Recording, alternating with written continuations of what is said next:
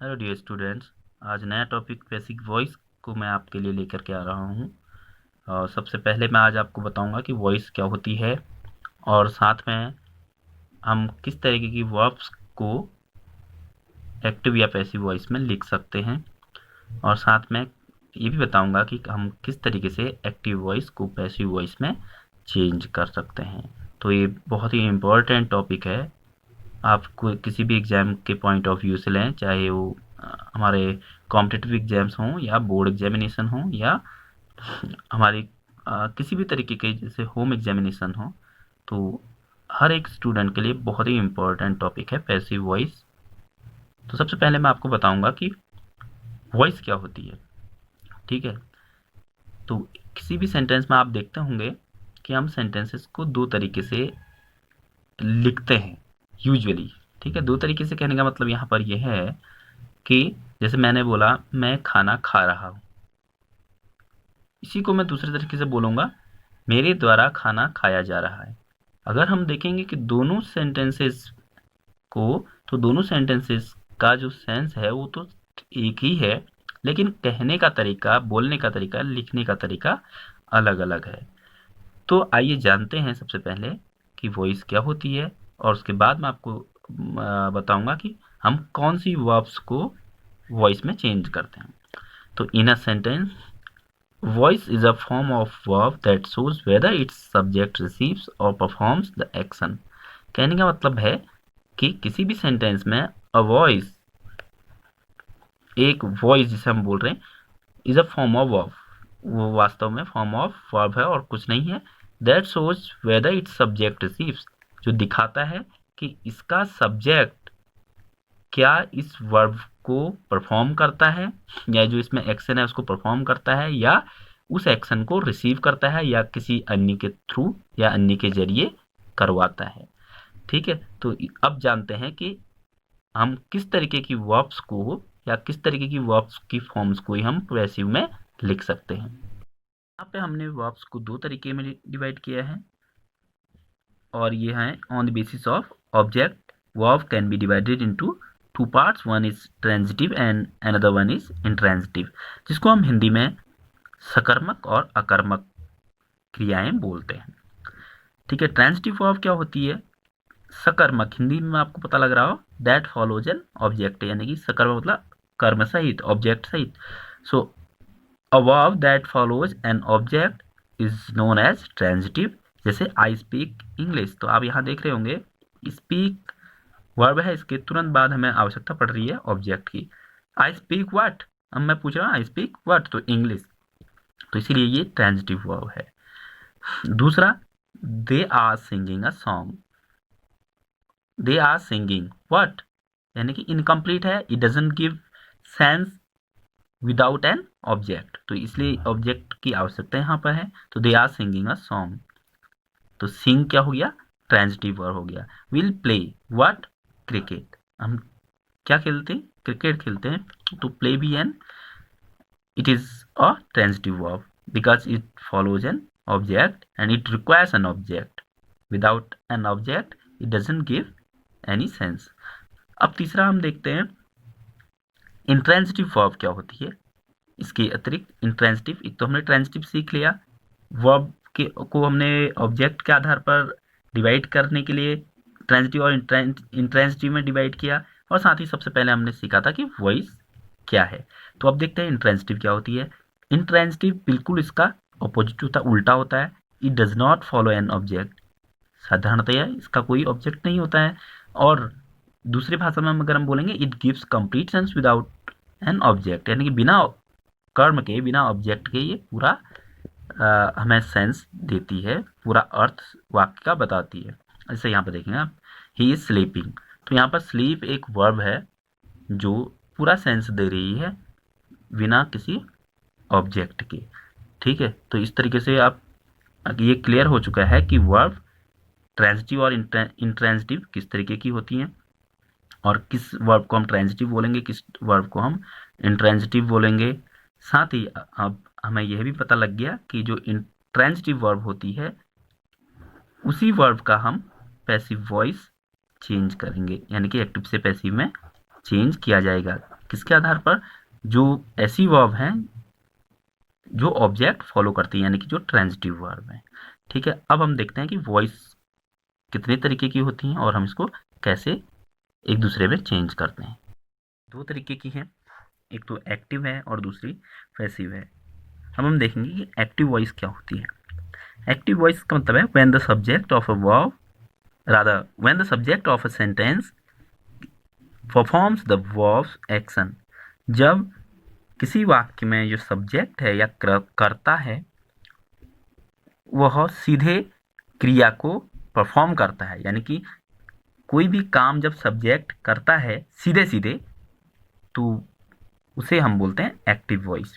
जैसे आई sing a song, यानी कि सीधे से वाक्य होते हैं, सब्जेक्ट वर्ब प्लस ऑब्जेक्ट का जो स्ट्रक्चर होता है सेंटेंस का उसको फॉलो करते हैं। आई सिंग अ सॉन्ग, मैं गाना गाता हूँ। ठीक है, तो ये एक्टिव वॉइस हो गया क्योंकि इसमें जो सब्जेक्ट है वो सीधे स्ट्रेट अवे एक्शन को परफॉर्म कर रहा है। ठीक है, I sing, who sings, I sing, subject सीधे क्रिया को परफॉर्म करता है। ठीक है, अब दूसरा हम देखते हैं पैसिव वॉइस क्या होती है। तो पैसिव वॉइस का उल्टा हो गया, when the subject of a sentence gets its action done by something और someone else is called passive voice. तो पैसिव वॉइस हम कब बोलेंगे? जब सेंटेंस का जो सब्जेक्ट है वह एक्शन को किसी और के द्वारा कराता है, उसे हम बोलेंगे पैसिव वॉइस। जैसे अ सॉन्ग इज सung बाय मी, इसमें क्या हो रहा है कि गाना मेरे द्वारा गाया जाता है, यानी कि जो इसका सब्जेक्ट था, वास्तविक सब्जेक्ट जो एक्टिव वॉइस में था वो आई था। ठीक है, आई सिंग अ सॉन्ग का हमने बना दिया आई अ सॉन्ग इज सung बाय मी। तो इसमें हमने क्या किया कि जो आई था वो मी बन गया, ऑब्जेक्ट बन गया, यानी कि आई अब जो सेंटेंस का सब्जेक्ट था वो क्या कर रहा है कि इसके एक्शन को करवा रहा है किसी और के द्वारा। ठीक है, अ सॉन्ग इज सung बाय मी, तो सब्जेक्ट किसी और के द्वारा काम करवा रहा है सॉन्ग को। सॉन्ग क्या हो गया यहाँ पे? ऑब्जेक्ट हो गया, जो हमने सब्जेक्ट बना दिया। तो इसका बिल्कुल ऑपोजिट हो गया, when the subject of a sentence gets its action done by something और समवन एल्स। ये दूसरे एग्जाम्पल से और ज़्यादा क्लियर हो गया। देखते हैं आगे कि हम कैसे एक्टिव वॉइस से पैसिव वॉइस में चेंज करते हैं, और ये भी क्लियर करेंगे कि किस तरीके से हम पैसिव वॉइस और एक्टिव वॉइस में डिफरेंस देखते हैं। ठीक है, how to change active voice into passive voice. Example देखिए, I sing a song active है। क्यों है एक्टिव? क्योंकि जो सब्जेक्ट है वो सीधे सीधे इसकी वर्ब को परफॉर्म कर रहा है या सीधे काम कर रहा है इस सेंटेंस में। सब्जेक्ट वर्ब प्लस ऑब्जेक्ट का फॉर्मूला है। दूसरा, इसको मैंने पैसिव बनाया, अ सॉन्ग इज सung बाय मी, यानी कि subject has become rather object has become subject. किसका ऑब्जेक्ट? जो एक्टिव वॉइस में सब्जेक्ट था वो ऑब्जेक्ट बन जाता है, और हेल्पिंग वर्ब हम लिखते हैं और वर्ब का थर्ड फॉर्म। हमेशा याद रखना है कि पैसिव वॉइस में हमें वर्ब के थर्ड फॉर्म ही यूज करना है, और साथ में प्रीपोजिशन बाय या कुछ और भी कहीं कहीं पर यूज कर सकते हैं। और ये जो आई था वो ऑब्जेक्ट बन गया यहाँ पर मी।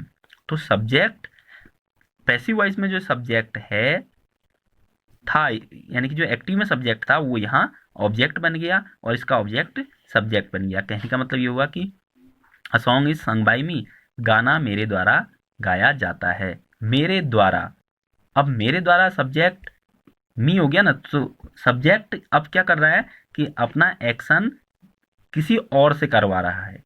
मेरे द्वारा गाना गाया जा रहा है, तो इसलिए ये पैसिव वॉइस हो गया और ये एक्टिव वॉइस हो गया। और कुछ उदाहरण देखते हैं।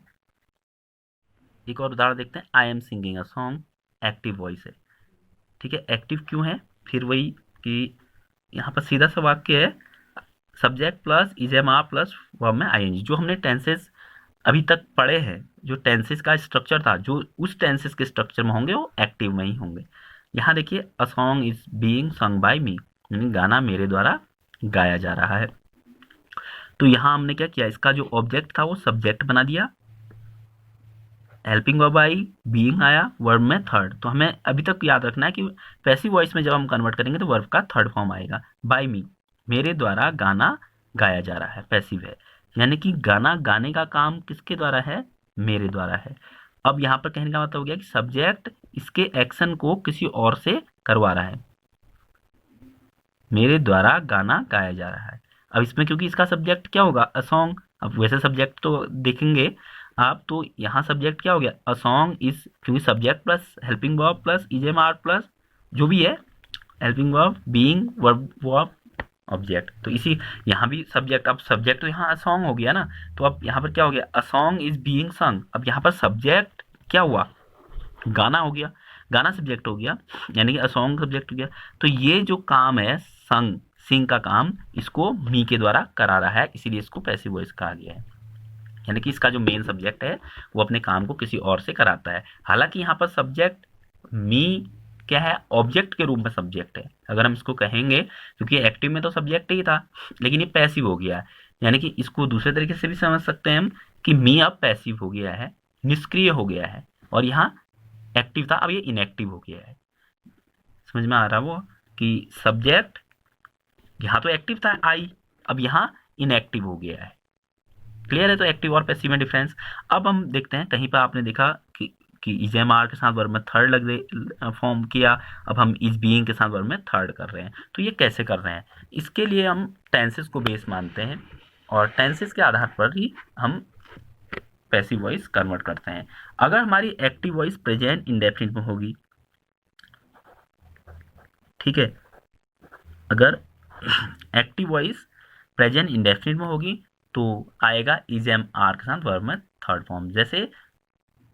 जैसे था आई सिंग अ सॉन्ग, तो I sing a song present indefinite active voice था, तो हमने क्या किया था, अ सॉन्ग ऑब्जेक्ट को सब्जेक्ट लाए थे, इसमें ऑब्जेक्ट क्या है, जो वर्ब के बाद है। A song is am are में से अ सॉन्ग के साथ इज ही यूज होता है, तो अ सॉन्ग इज वर्ब की थर्ड क्या होगी, संग बाय मी। इसी तरीके से प्रेजेंट कॉन्टिन्यूस अगर एक्टिव है, यानी कि प्रेजेंट कॉन्टिन्यूस में एक्टिव है, जैसे मैं एग्जांपल दिखाता हूँ आपको, इसके बाद is am are plus being plus verb में third, is am are plus being plus verb में थर्ड, आप देख रहे होंगे। ये एग्जांपल देखिए, I am singing a song, ये एक्टिव वॉइस है। अब इसको हमने क्या किया, पैसिव में कन्वर्ट किया।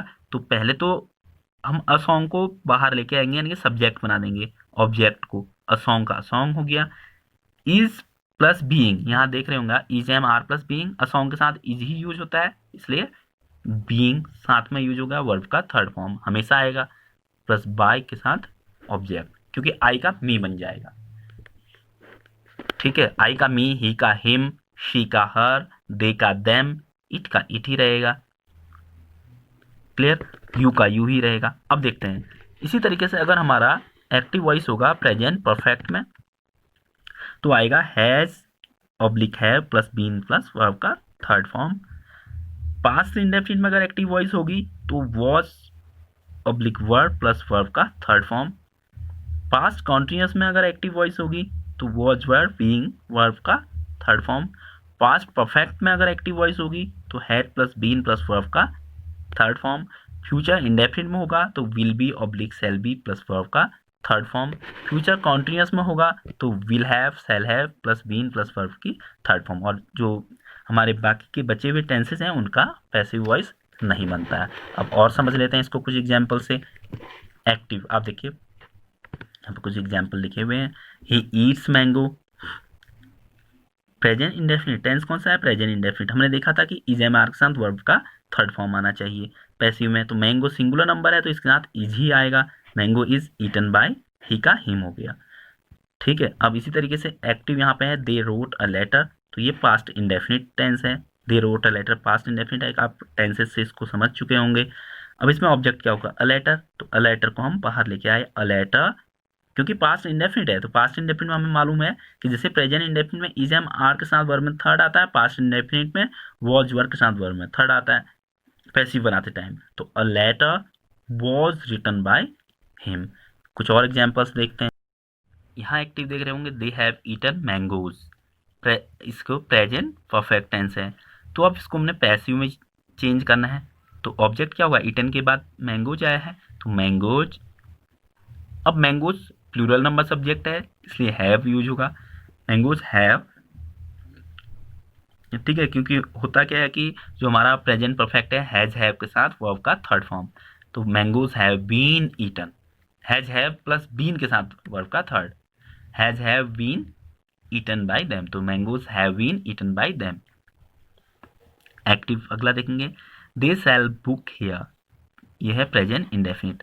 अब बुक्स रादर बुक्स है, दे सेल बुक्स हियर। अब इसमें ऑब्जेक्ट क्या लेना होगा, हमें बुक्स को लेना होगा सेल के बाद, हियर को हम यहीं पे लीव कर देंगे। क्यों करेंगे, क्योंकि हियर आपने देखा होगा कभी भी सेंटेंस के यूजुअली हम अंत में ही लिखते हैं। तो पैसिव बनाएंगे तो बुक्स, बुक्स प्लूरल है क्योंकि प्रेजेंट इंडेफिनिट में इज एम आर के साथ यूज होता है। बुक्स आर, सेल की थर्ड फॉर्म होती है सोल्ड बाय देम, हियर का हियर, दे का देम हो गया, ठीक है।